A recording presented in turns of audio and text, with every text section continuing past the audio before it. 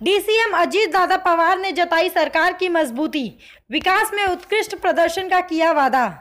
आज महाराष्ट्र के उप मुख्यमंत्री अजीत दादा पवार ने सरकारी कार्यालय के दौरान देशव्यापी स्तर पर विकास में उत्कृष्ट प्रदर्शन का दिया वादा है। उन्होंने बताया कि सरकार में स्वास्थ्य, शिक्षा, अर्थव्यवस्था और कृषि क्षेत्र में विशेष महत्वपूर्ण कदम उठाए जा रहे हैं, जो राज्य के सामाजिक और आर्थिक विकास को मजबूत करने में मददगार साबित होंगे। उन्होंने इस दौरान सरकारी योजनाओं और प्रोजेक्ट्स की प्रगति की समीक्षा भी की और विकास के लिए नए उत्कृष्ट मानकों का प्रस्ताव किया। वे यकीन दिलाया कि सरकार निरंतर नागरिकों के हित में काम कर रही है और राज्य को विकास के नई ऊंचाइयों पर पहुंचाने के लिए प्रतिबद्ध है। उप मुख्यमंत्री अजीत दादा पवार का यह वादा राज्य के विकास में एक नई ऊर्जा का संकल्प दर्शाता है, जो राज्य के सभी वर्गों को लिए समर्पित है। मुख्यमंत्री आणि उपमुख्यमंत्री आम्ही सगळ्यांनी मिळून महिला बाल विकास मंत्री ह्याच्यामध्ये काही बदल केलेले आहेत। ते बदल मला आता आपल्या मार्फत महाराष्ट्रातल्या तमाम माझ्या माता भगिनींच्या पर्यंत पोहोचवायचे आहेत। मी आता सभागृहामध्ये त्याचं निवेदन केलेलंच आहे। सदर योजनेची सुरुवातीला अर्ज करण्याची मुदत 1 जुलै ते 15 जुलै 2024 पर्यंत होती। या मर्यादेत आता सरकारने सुधारणा केलेली आहे आणि आता सदर मुदत 2 महिने ठेवण्यात आलेली आहे। म्हणजे 1 जुलै ते 31 ऑगस्ट पर्यंत 2024 पर्यंत 31 ऑगस्ट 2024 पर्यंत लाभार्थी महिलांना अर्ज करता येईल। तसेच 31 ऑगस्ट 2024 पर्यंत अर्ज करण्यात आलेल्या लाभार्थी महिलांना जर एखाद्या महिलेनी 30 ऑगस्टला अर्ज केलेला असेल तर तिला लाभ मात्र 1 जुलै 2024 पासून दरमहा 1500 रुपये अशा पद्धतीने देण्यात येईल। म्हणजे जरी काहींना उशीर झाला, कारण आम्ही आता बघतोय बहुतेक ठिकाणी एवढी गर्दी होतीये। आमदारांनी पण सांगितलं, अनेक मंत्री महोदयांनी सांगितलं की गर्दी जास्त होती। महिलांना असं वाटतं की 15 दिवसात आपलं नाव तिथं गेलं पाहिजे, त्याच्याकरता तिथं गर्दी होऊ नये, त्यांना तिथं त्रास होऊ नये, याकरता खबरदारी म्हणून राज्य सरकारने हा निर्णय घेतला।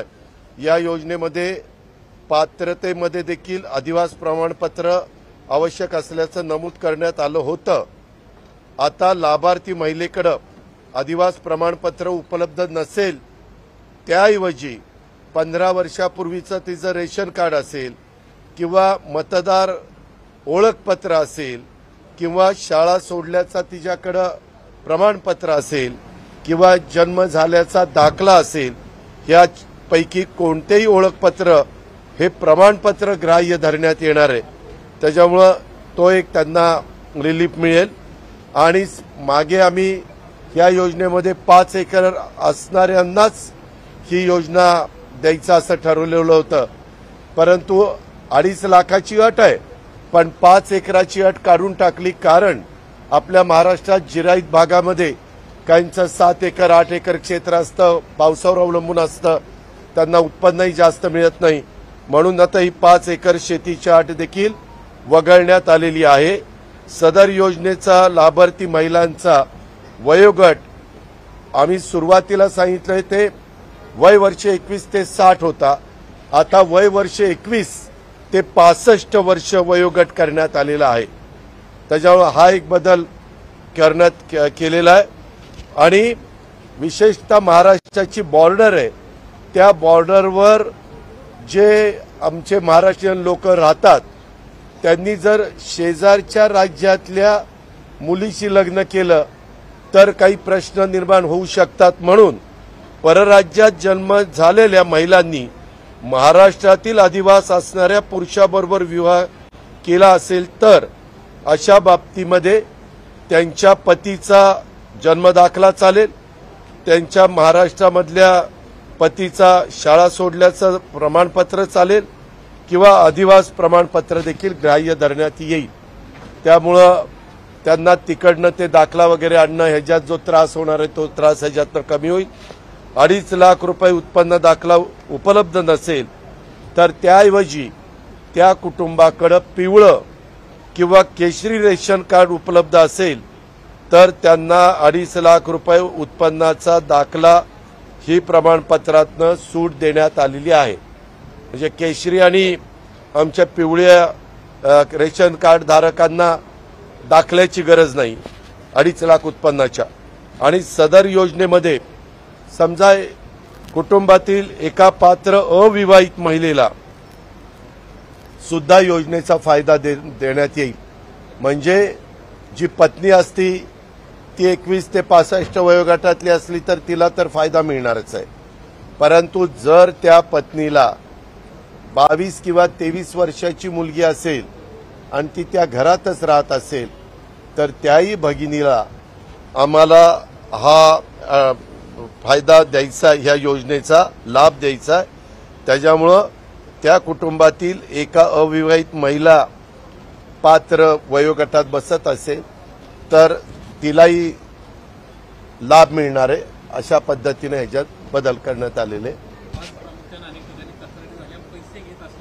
त्याबद्दल सभागृहात सांगितलेलं आहे, कुणालाही एक पैसा देण्याची गरज नाही. थोड्याशा आमच्या महिला घाबरलेल्या होत्या, 15 जुलैपर्यंत आपला अर्ज गेला नाही तर आपलं कसं होणार. आता तर 31 जुलैपर्यंत दिली, 60 दिवस आहे. आणि जरी यदा कदाचित तिचा अर्ज हा ऑगस्टमध्ये मंजूर झाला तरी देखील तिला जुलै आणि ऑगस्टचे 3,000 रुपये त्या ठिकाणी मिळणार आहेत. आणि हे साधारण आम्ही 15 ऑगस्ट ते रक्षाबंधन 19 ऑगस्ट आहे, 15 ते 19 पर्यंतच आम्हाला हा त्यांचा जो काही लाभ आहे तो लाभ आम्ही वितरित करणार आहोत. दादा, या योजनेच्या अटी सरकारने पहिल्या निश्चित केलेल्या होत्या त्या आता शिथिल करण्यात आलेल्या आहेत. त्यामुळे विरोधकांनी जो आरोप केला होता की लाभार्थीची संख्या कुठेतरी घटेल, त्याचा फायदा आता कशापर्यंत? ह्याच्यामध्ये लाभार्थी वगैरे काही नाही. आम्हाला खरोखरीच आमच्या मातेला, भगिनीला, आमच्या मुलींना ह्याचा लाभ द्यायचा होता. परंतु एखादी नवी योजना आली तर पहिल्यांदा निर्णय घेताना काही त्याच्यामध्ये त्रुटी राहतात. आमच्या लक्षात आलं, आमच्या महायुतीच्या अनेक आमदारांनी ही अडचण सांगितली. त्या खात्याचे मंत्री आदिती तटकरेंनी हे प्रश्न निर्माण झालेत असं सांगितलं. त्याच्यामुळे आज मुख्यमंत्री, दोन्ही उपमुख्यमंत्री आणि महिला बालविकास मंत्र्यांनी ठरवलेलं होतं की सगळ्या अधिकारी वर्गाला घेऊन ह्याच्यात काही चेंजेस करायचे. ते चेंजेस केले. ते सभागृहामध्ये आपण तिथं सांगितले, तिथं फ्लोअरवर आणले.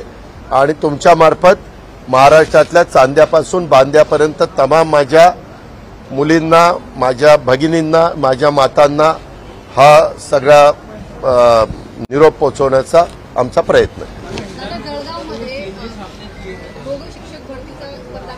आता त्याबद्दल सगळं चाललेलं आहे. सारखं काहीतरी काढू नका. ह्याच्याबद्दल जी काही चुका झालेल्या असतील त्यांच्यावर अतिशय कडक अशा प्रकारची कारवाई केली जाईल. जे दोषी असेल त्यांना कुठंही पाठीशी घातलं जाणार नाही.